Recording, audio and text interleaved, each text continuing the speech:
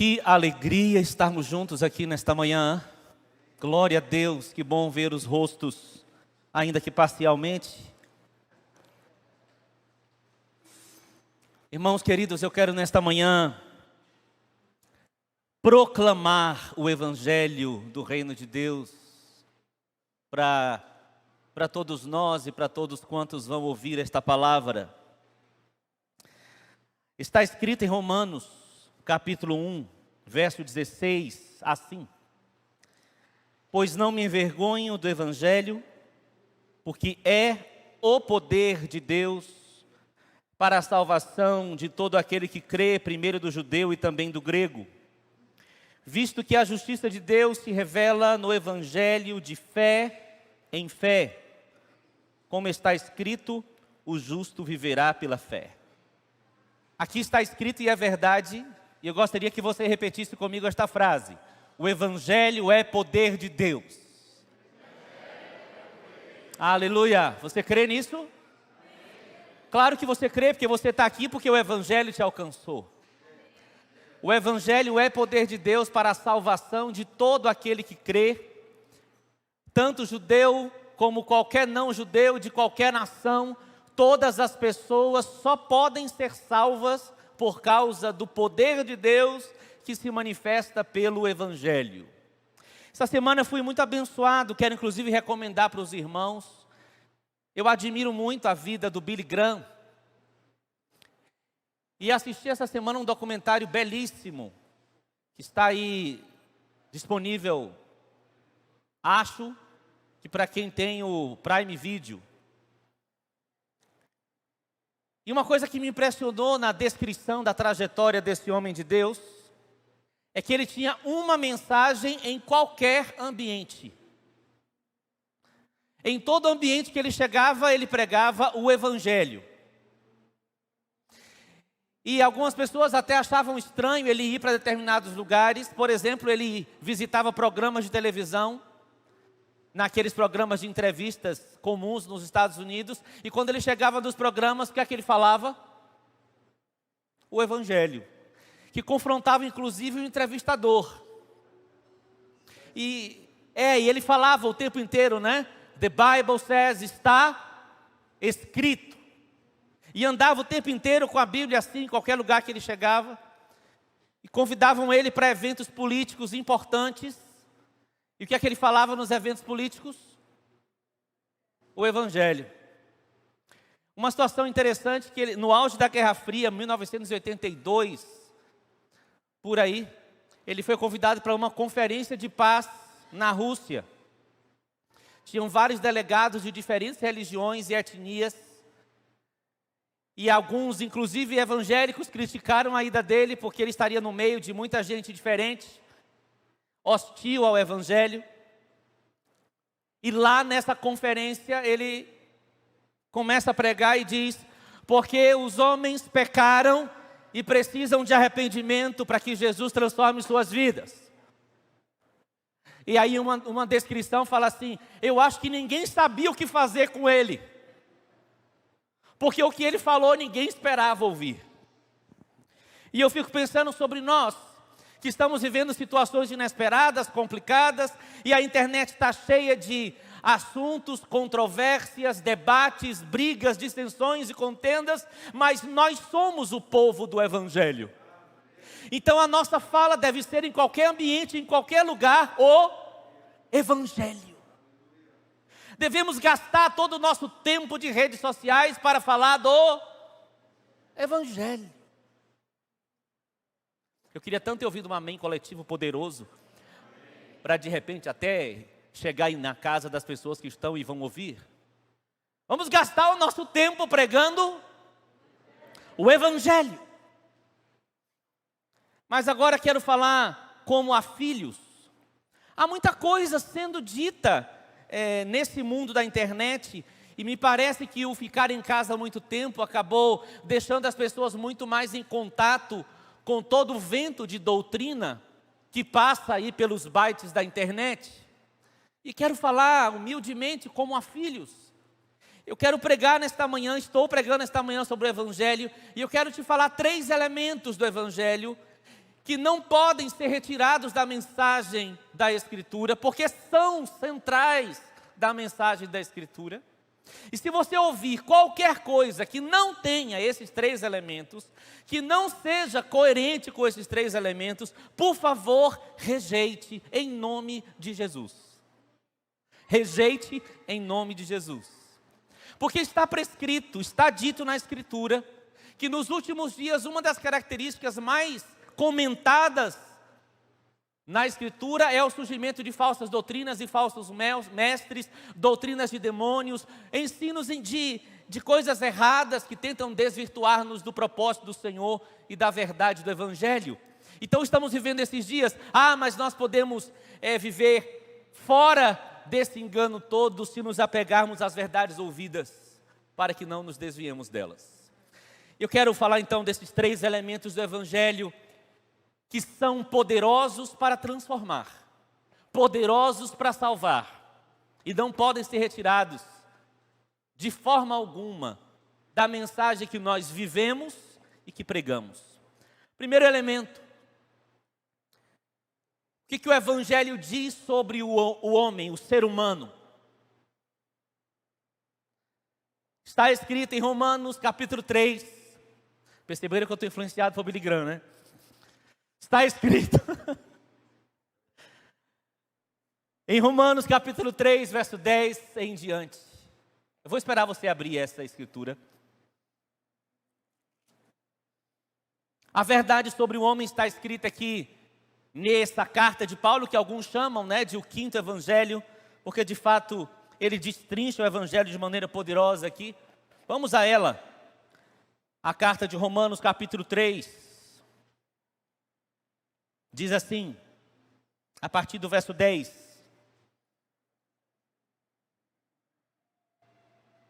Vamos ler do 9. Que se conclui, temos nós qualquer vantagem? Não de forma nenhuma, pois já temos demonstrado que todos, tanto judeus como gregos, estão debaixo do... Por favor, fale essa palavra, ela é importante. Você sabe que é uma palavra que é politicamente incorreta? Sabe por que é politicamente incorreta? Porque os homens não gostam de ouvir a verdade, porque a verdade tem implicações. Mas vamos dizer com clareza que todos estão debaixo do pecado. Como está escrito, há alguns justos e uns injustos, é isso? O que está escrito? Não há nenhum justo, nenhum sequer. Não há quem entenda, não há quem busque a Deus. Todos se extraviaram, a uma se fizeram inúteis. Não há quem faça o bem, não há nenhum sequer.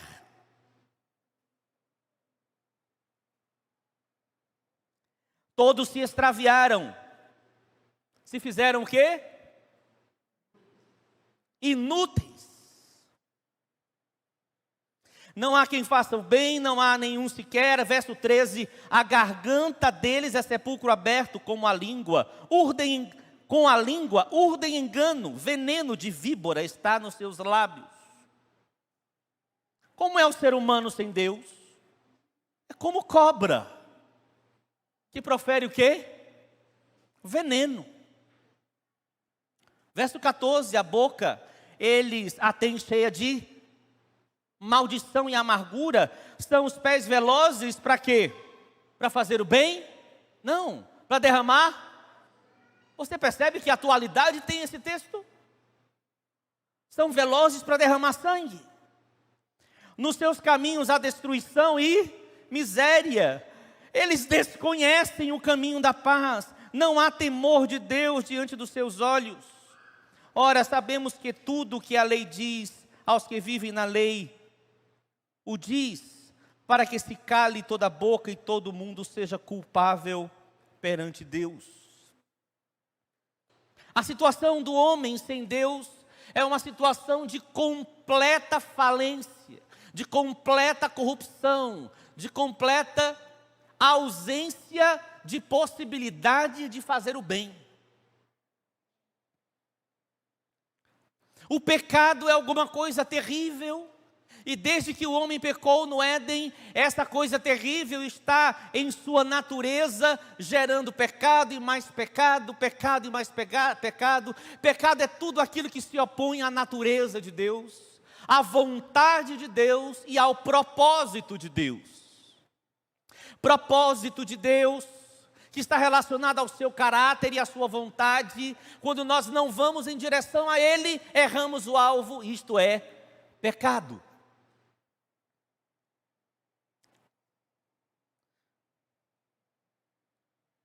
Verso 23 do capítulo 3 de Romanos diz: porque todos pecaram e destituídos estão da glória de Deus. Romanos 7, 18, Paulo diz: porque eu sei que em mim, isto é, na minha carne, não habita bem algum. E com efeito, o querer está em mim, mas não consigo realizar o bem. O apóstolo Paulo, ainda que vivendo sobre rígido comportamento por causa de sua linhagem judaica entre os fariseus, ele admite esta verdade poderosa, que é o caminho para receber o evangelho como boa notícia, de que em mim não há bem algum. Ô irmãos, uma vez eu vi um irmão pregando, achei muito interessante, um irmão muito querido. Ele diz assim: olha irmãos, eu concordo que eu sou um vaso de barro, mas por muitos anos eu achei que eu era um vaso de barro com um brilhantezinho encravado nele. Então não me deixava quebrar completamente, porque afinal tinha um brilhantezinho encravado nele. Eu me identifiquei muito com a mensagem daquele irmão. Parece que nós temos uma ideia ainda de que há alguma bondade em nós, de nós mesmos. Nós podemos realizar alguma coisa que é boa e por isso não nos quebramos completamente. Aquela frase famosa que a gente ouve quando prega o evangelho, muitas pessoas religiosas dizem: eu não fumo e não bebo, nunca matei ninguém.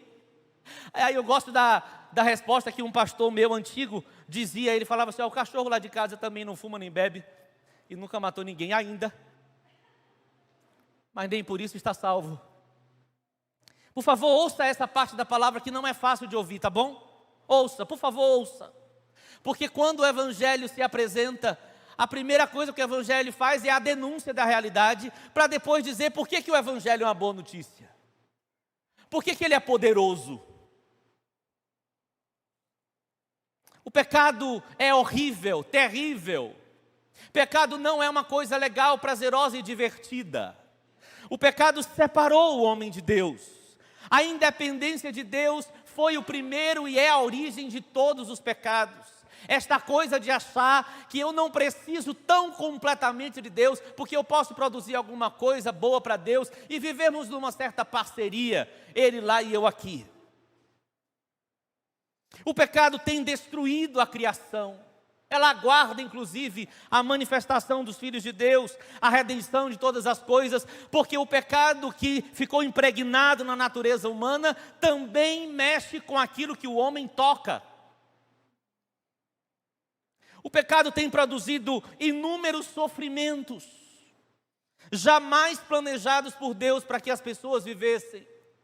E é interessante que alguns têm a tendência de, quando veem determinadas situações terríveis, perguntar: onde está Deus? Deveriam perguntar: onde está a humanidade? Porque Deus continua em seu lugar de glória e de misericórdia. Mas o homem está longe de Deus, fazendo as coisas que lhe dão na cabeça e seguindo o seu enganoso coração. E isso tem produzido tantos sofrimentos jamais planejados por Deus para a humanidade. O pecado produz marcas terríveis na história das pessoas, na alma das pessoas, na mente das pessoas. Quantos concordam com essas verdades que eu estou dizendo? Ah, é? Que coisa boa pregar para vocês então. O pecado destrói histórias que seriam maravilhosas. Está escrito que Deus escreveu os nossos dias, e Deus não escreveu nenhum pecado nos nossos dias. Muitas pessoas poderiam viver histórias de vida maravilhosas, realizando a vontade de Deus desenhada especificamente para elas, mas elas não vivem isso porque elas estão longe de Deus, envolvidas em seus pecados. O pecado separa amigos. destrói casamentos, destrói famílias. O pecado emburrece, me permita. O pecado deixa as pessoas burras, porque elas começam a achar que coisas horríveis são legais, isso é burrice. Tem horas que eu vejo determinados comentários, determinadas falas, e eu fico pensando, meu Deus, o homem emburreceu.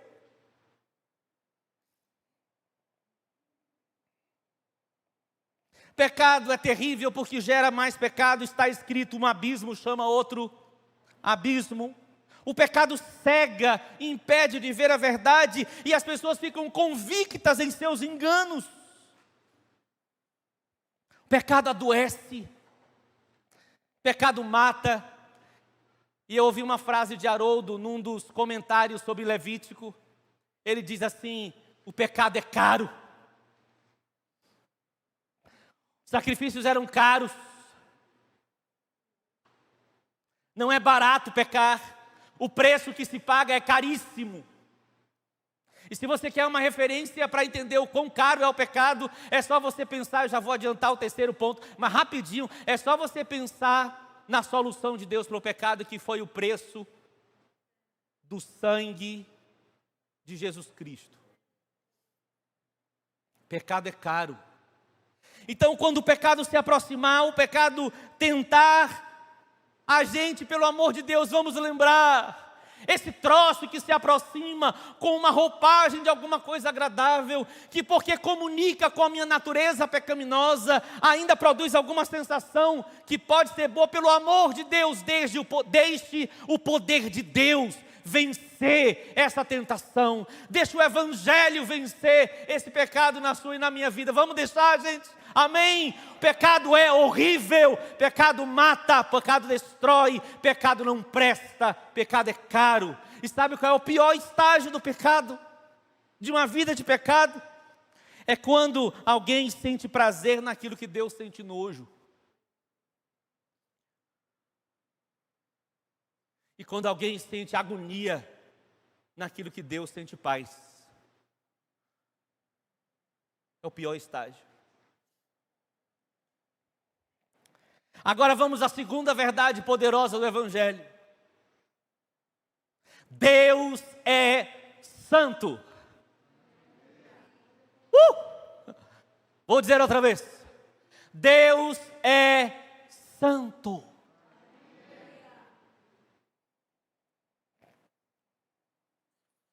Agora, vai ficar difícil descrever a santidade de Deus. Eu quero ler uma frase de Tozer, que está num livro que você pode ler, chamado Conhecimento do Santo. Ele diz: a santidade de Deus não é simplesmente o melhor que conhecemos infinitamente melhorado. Não conhecemos nada semelhante à santidade de Deus. Somente o Espírito Santo pode revelá-la a nós. Por mais que eu tente descrever aqui para os irmãos a santidade de Deus, e eu vou ler alguns textos proclamando essa verdade, vai ser difícil, porque nós não temos parâmetro para descrever a santidade de Deus. Porque a santidade de Deus não é somente uma característica dele, mas a santidade é uma definição de Deus, porque fora de Deus não existe a santidade que nele existe. Nunca encontraremos alguém santo como Deus. O Pai, o Filho e o Espírito Santo, Deus, são um, Ele é santo. E quando Isaías proclama naquela visão de Isaías 6, santo, santo, santo, a minha imagem é que Ele está diante do Pai, do Filho e do Espírito Santo, dizendo 3 vezes a Trindade: santo, santo, santo é o Senhor. Está escrito em Levítico capítulo 20, 26, e ser-me-eis santos, porque eu, o Senhor, sou santo, e vos separei dos povos para serdes meus. Veja que a palavra aqui não é Deus dizendo, sejam santos como eu sou santo, porque isso nos colocaria numa condição de pé de igualdade que jamais alcançaremos, porque o único que tem santidade eterna é Ele. Mas Ele diz, sejam santos porque eu sou santo. Então Deus está chamando para coerência. Porque Deus é completamente santo e o ser humano, por causa do pecado, se tornou completamente corrompido. E Deus está nesse dilema, porque Ele é santo e Ele não pode se aproximar do homem por causa do pecado. O homem deveria ser dele e para Ele, mas está preso em seu pecado. Então Deus olha para o homem e se vê nessa situação. E Ele é um pai que ama, Ele gerou, Ele criou, Ele trabalha em favor do homem. Então Ele está nessa situação, mas antes de eu dizer como Ele resolveu isso, a gente precisa lembrar, Ele é santo e é por isso que Ele não tolera o pecado. Eu vou proclamar isto e ouça com atenção. Deus odeia o pecado.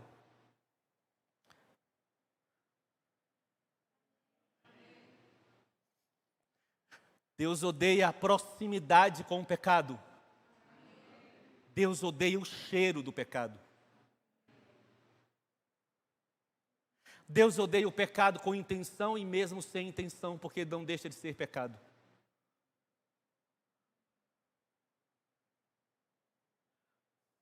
E não é que Deus odeia deliberadamente. É impossível Deus ser conivente ou correspondente ou ficar próximo do pecado por causa da natureza infinitamente santa que Ele tem.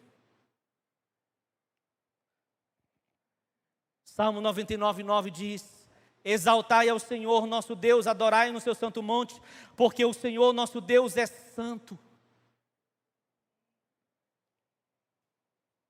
Salmo 1 Samuel capítulo 2, verso 2 diz: não há santo como o Senhor. Que coisa linda, vamos dizer essa frase: não há santo como o Senhor. Diga com alegria: não há santo como o Senhor. Porque não há outro fora de ti, e rocha nenhuma há como o nosso Deus.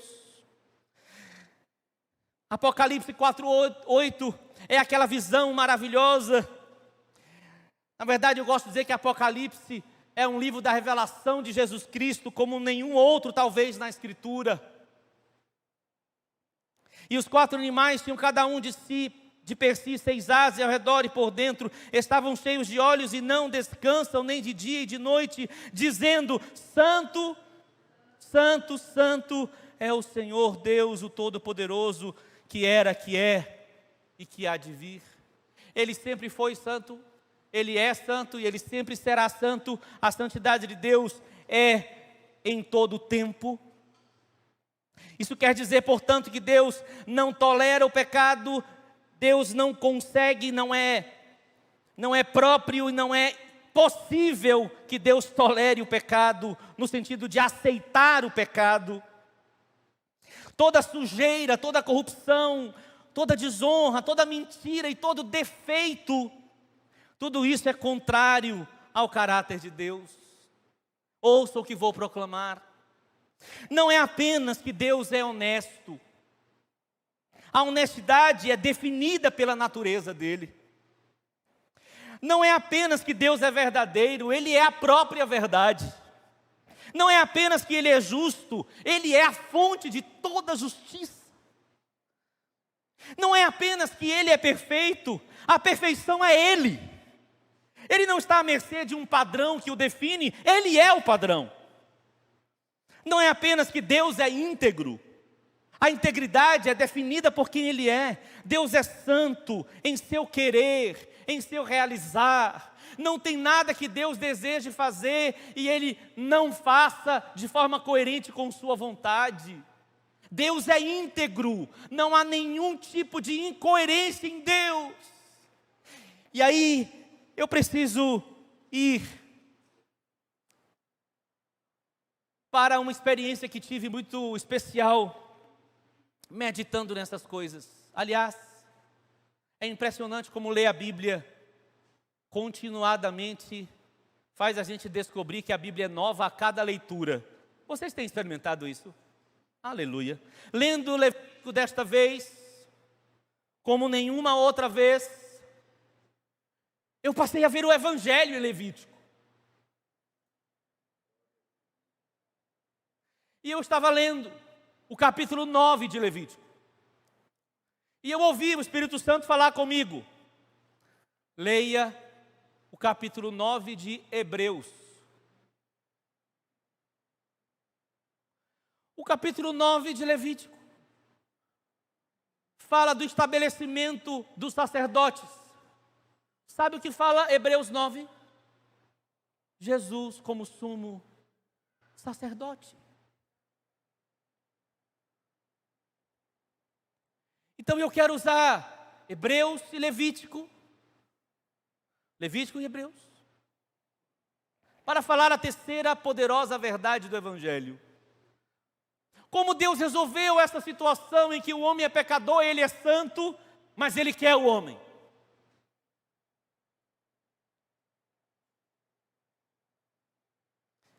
Me falta elementos para usar uma figura que faça a gente entender isso com clareza. Mas imagina você encontrar alguém completamente sujo, leproso, com Covid, todas as variantes. Acho que ficou fácil agora, né? Todas as variantes, a pessoa já em estado terminal, todas as secreções exalando o vírus diante de você. E você olha para aquela pessoa e diz: eu não posso me aproximar. No nosso caso, a gente não pode se aproximar porque pega. Deus não pega, não. Mas é tão absurdamente incoerente. E você olha, mas ao mesmo tempo é seu filho. E aí?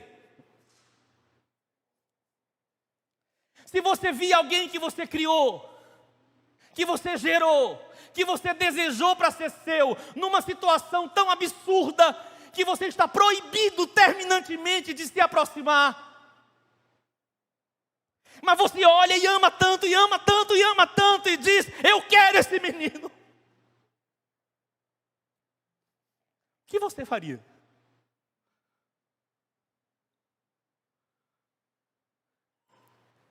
Eu não sei se eu posso falar isso com exatidão para todos, mas pelo menos para mãe e pai, eu sei o que você faria. Os pais e mães estão dizendo assim: você se lança e pega o menino.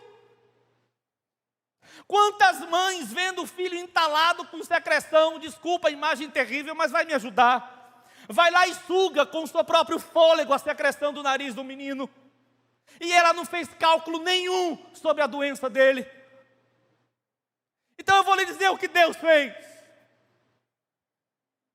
Deus olhou para o homem e disse: o homem não consegue vir a mim. E pelo amor de Deus, homens, admitam que não dá para ir a Deus, ok? Por mais que tente, não dá para ir a Deus. E Deus olha e diz: mas eu quero, ser humano, eu quero. Acho que eu já contei para vocês, vou contar de novo, já que ele está na África, não vai ficar envergonhado. Um meninozinho de 2 anos de idade, dei-lhe uma corretiva, botei sentado lá no fundo da cama, e fiquei longe dele com a cara brava, e disse: fica aí. E ele: fica aí porque você fez coisa errada. Eu vou ficar aqui longe de você olhando. Aí o meninozinho levanta, fica de joelho na cama. Ainda bem que era cama, né? Aí fica de joelho na cama, levanta os braços e diz: papá, que é você. O que você acha que eu fiz? Ainda bem que era cama, porque eu dei um salto. Você sabe o que Deus fez? Deus deu um salto.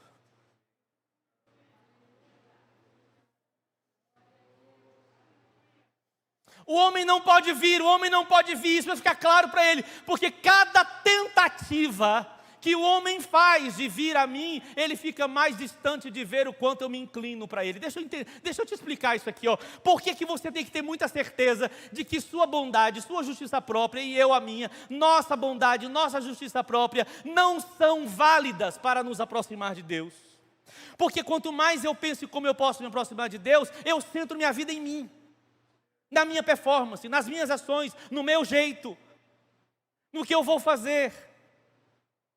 O Evangelho estabelece 2 vetores que não podem ser confundidos. O homem vive em direção a Deus, esperando por Ele, E Deus se inclina por sua graça e misericórdia em favor do homem.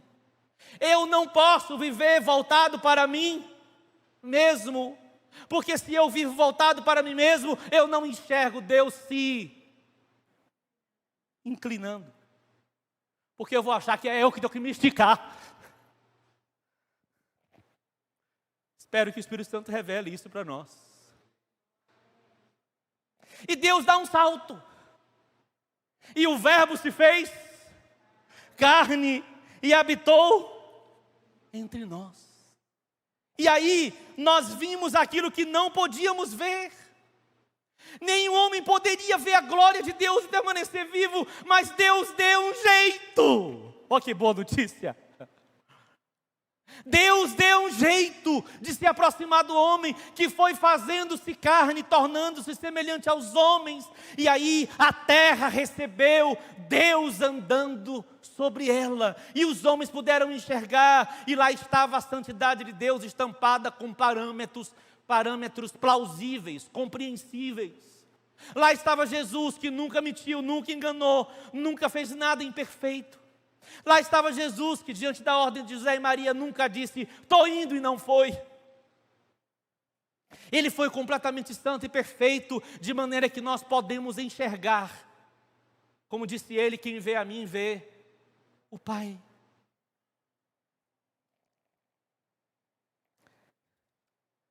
Aleluia. Sabe, meus amados, vamos lá em Hebreus. Por favor, deixe sua Bíblia aberta em Hebreus capítulo 9. Você fica aberto em Hebreus capítulo 9. Eu vou ler em Levítico capítulo 9. Mas fica aberto em Hebreus capítulo 9. Em Levítico capítulo 9 diz assim: ao 8º dia chamou Moisés e Arão e a seus filhos e aos anciãos de Israel e disse a Arão: toma um bezerro para oferta pelo pecado e um carneiro para holocausto, ambos sem defeito, e traze-os perante o Senhor. Depois dirás aos filhos de Israel: tomai um bode para oferta pelo pecado, um bezerro e um cordeiro, ambos de 1 ano e sem defeito como holocausto, e um boi e um carneiro por oferta pacífica para sacrificar perante o Senhor, e oferta de manjares amassada com azeite, porquanto hoje o Senhor vos aparecerá. Então trouxeram o que ordenara Moisés diante da tenda da congregação, e chegou-se toda a congregação e se pôs perante o Senhor. Disse Moisés: esta coisa que o Senhor ordenou fareis, e a glória do Senhor vos aparecerá. E aqui estamos diante de um momento que nos explica, que nos cita algumas ofertas, e eu quero sua atenção para isso aqui. Oferta de manjares, uma oferta feita de cereal. Essa oferta tinha a ver com demonstração de gratidão ao povo por aquilo que Deus lhes dera. E eu vejo essa oferta de cereal, a oferta feita com farinha e sem fermento. Porque fermento significa o orgulho humano, a soberba humana. Não tinha que ter nada de humano naquilo que se oferecia. Era necessário reconhecer que era a provisão apenas de Deus para o homem. Era em direção de Deus ao homem, não do homem para Deus. E aí eu vou para Jesus e lembro, Ele é o pão vivo que desceu do céu. Ele é a oferta de manjares que o próprio Deus estabeleceu e praticou em nosso favor. E aí tem oferta pela culpa, que devia ser oferecida por causa de pessoas e por pessoas que pecavam e não tinham consciência do pecado, não tinham a intenção de pecar, mas pecaram, e lá tinha oferta pela culpa. E tinha oferta pelo pecado praticado, que era por causa dos pecados que o sacerdote e as pessoas tinham praticado. E aí eu vou para Jesus e lembro de Isaías 53, ele levou sobre o quê? As nossas dores, nossas enfermidades, o castigo que nos traz a paz estava sobre ele. E aí eu vejo oferta pacífica, oferta de paz.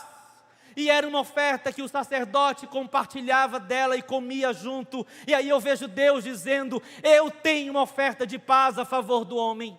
Uma oferta que vai trazer reconciliação entre mim e o homem, e vai trazer reconciliação entre os homens, e os efeitos do pecado poderão ser anulados pela minha oferta, e a oferta de paz de Deus se chama Jesus Cristo.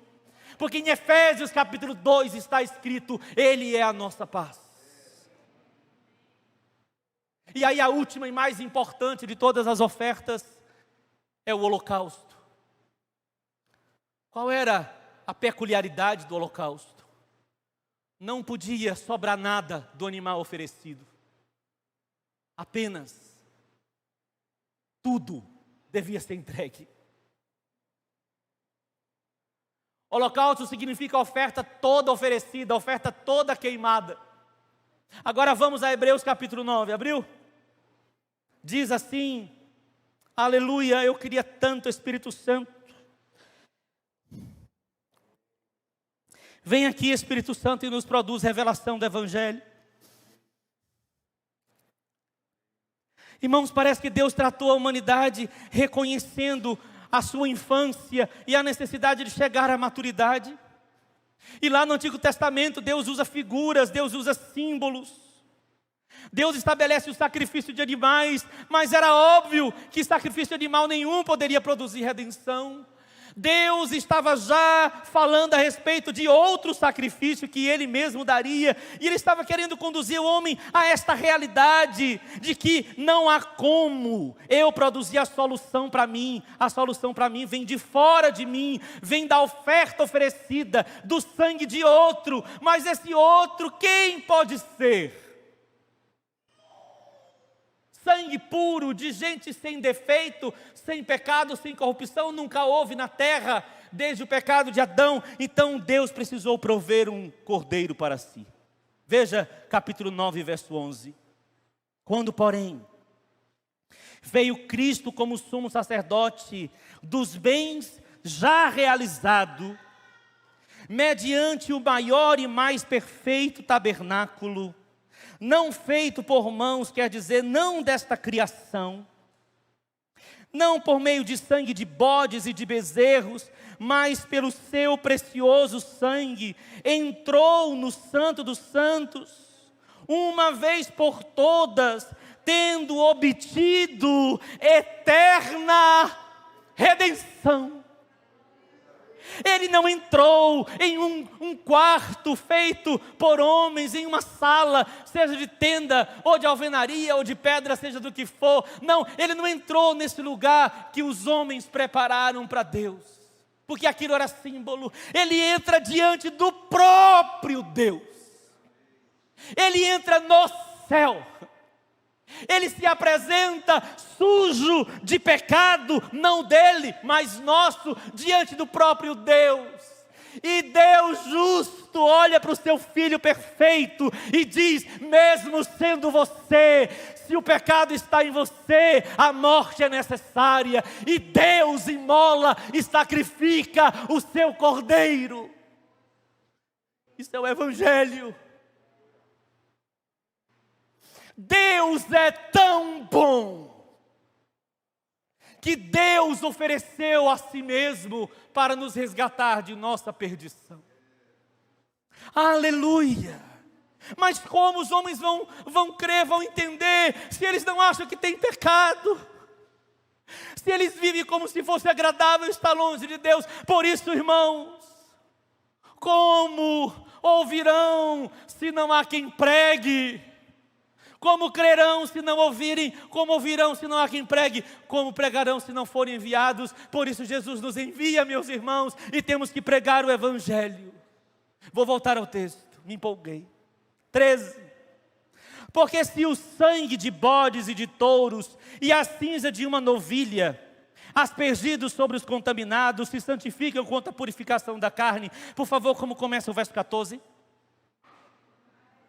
Por favor, diga com alegria e poder e fogo no coração, vai. Como é que começa? Muito mais.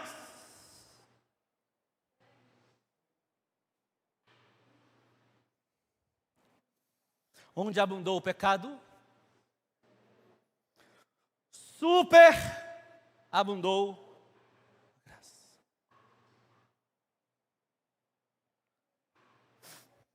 muito mais o sangue de Cristo, que pelo Espírito eterno a si mesmo se ofereceu como sem mácula a Deus, purificará a nossa consciência de obras mortas para servirmos ao Deus vivo.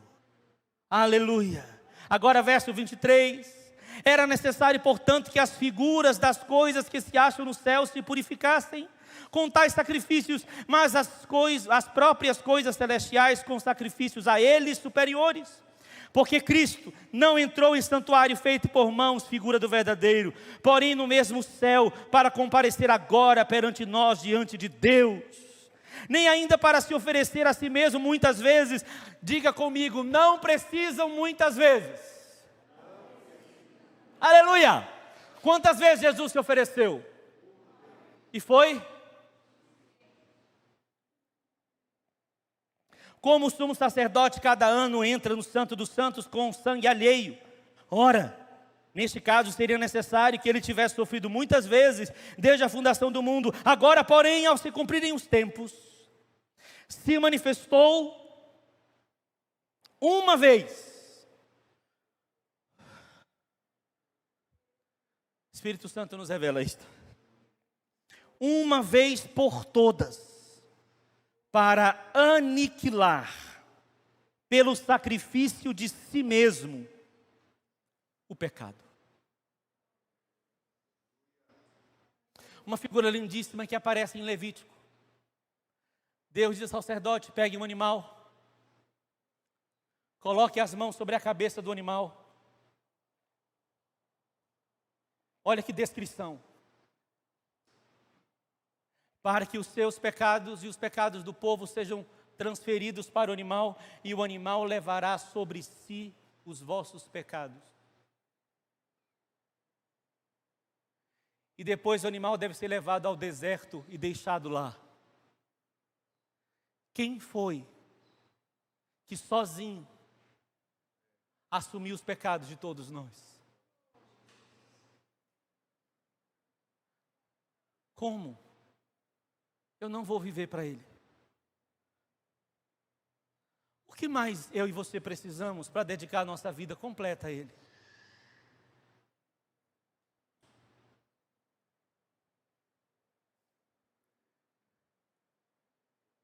Há uma mensagem humanista sendo pregada aí, que fica potencializando o homem. Você pode, você é o cara, você é a cara. Olhe no espelho e diga: você é o cara. Pelo amor de Deus, hoje quando chegar em casa, olhe no espelho e diga: Tony, você não é o cara. Jesus é. Porque na minha Bíblia diz que você deve ir para o espelho não para olhar a si mesmo. Em 2 Coríntios 3,18 diz que nós vamos ao espelho com o rosto desvendado para contemplar o Senhor. E aí quando nós contemplamos o Senhor no espelho, e eu me vejo assim, olho para Ele, santo, santo, santo, e eu não santo, não santo, não santo, mas eu insisto em olhar para Ele, o relacionamento com Deus vai produzindo a santidade de Deus em mim, porque o Espírito Santo vai fazendo esse milagre. Amém, amados? Amados irmãos, existe uma mensagem que prepara para o anticristo. É a mensagem humanista, que diz: pare de sofrer, que diz que você vai viver no mundo como o grande cara, sucesso o tempo inteiro, sofrimento não faz parte da sua vida. Mas eu vejo que Pedro, já naquela época, em Mateus 16, quando Jesus diz: eu vou para Jerusalém para fazer a vontade do meu Pai, e eu vou sofrer, e Pedro diz: Jesus, certamente isso não vai te acontecer, você é o cara. Acréscimo meu, tá? E aí Jesus diz: para trás de mim, Satanás, porque você não cogita das coisas de Deus, mas dos... Então, meus irmãos, Satanás não vai se apresentar através do anticristo com toda a sua nojeira patente. Ele vai se apresentar como uma conversão humanista, que eleva o ego do homem. Mas a mensagem do Evangelho que Jesus retorna para Pedro dizendo é: quem quiser vir após mim, perca a sua vida, porque quem perder a sua vida por amor de mim vai achá-la. Então, o chamado de Jesus não é para a gente chegar diante dele dizendo, eu reivindico, Deus onde estás? Não, eu chego diante dele deixando claro para mim mesmo que eu sou necessitado e ele é o soberano. E aí, meus irmãos, sabe o que eu enxergo? Eu enxergo Deus se inclinando e me pegando pelos braços e me colocando nele. Mas se eu não ouço esse evangelho, eu não enxergo Deus se inclinando. Eu só me enxergo com uma cansativa necessidade de ser alguém. Como será que vive um povo que tem essa consciência? Você sempre chega para o seu irmão se sentindo menor do que ele, e isso não é baixa autoestima. Baixa autoestima é um problema. Isso é revelação de reino. Isso é humildade, é quebrantamento. Jesus não tinha baixa autoestima. Não foi a baixa autoestima que fez Jesus se dobrar e lavar os pés dos discípulos. Foi amor, mansidão e humildade. Três verdades poderosas. O homem é um pecador miserável e irreconciliável. Segunda verdade maravilhosa. Deus é santo, perfeito e Ele odeia o pecado. Terceira verdade maravilhosa. Deus se inclina em favor do homem para resgatá-lo através de Cristo. Quantos creem no Evangelho? Agora o que faz com tudo isso? Primeira reação. Vem cá, Gabriel, vamos fazer a primeira reação. Adorá-lo. Sim ou não? Sim ou não? Se prostrar diante dele e dizer, Senhor, eu creio. E eu quero proclamar isso aqui. Não há pecado na sua vida que já não tenha sido resolvido. Nós lemos em Hebreus, ele aniquilou o pecado. Eu vou até, me permita aqui os irmãos, eu vou dizer para você, o sacrifício de Jesus traz de volta o homem para Deus. O sacrifício de Jesus reconstrói alianças entre pessoas que estão quebradas nos seus relacionamentos. O sacrifício de Jesus cura pessoas. O sacrifício de Jesus refaz casamentos. O sacrifício de Jesus reaproxima pais e filhos. O sacrifício de Jesus tira a cegueira que impede de ver a verdade, traz luz. O sacrifício de Jesus dá vida, porque o sacrifício de Jesus foi caro, muito mais caro do que vale o pecado. Vamos adorá-lo? Segunda coisa, o que fazer? Anda de acordo com a realidade do Evangelho, amém? Nesse relacionamento com Deus, nessa dependência do Espírito, ouvindo Ele dizer, seja santo porque eu sou santo, você fala com Ele, eu quero isso aí, papai, eu quero isso aí, papai, pode vir, papai, e quando Ele te dá uma palavra, você segue a palavra confiado na cruz de Cristo. Vamos levantar. Pai, em nome de Jesus, nossa resposta, eu vou dizer a minha. Eu creio. Eu creio.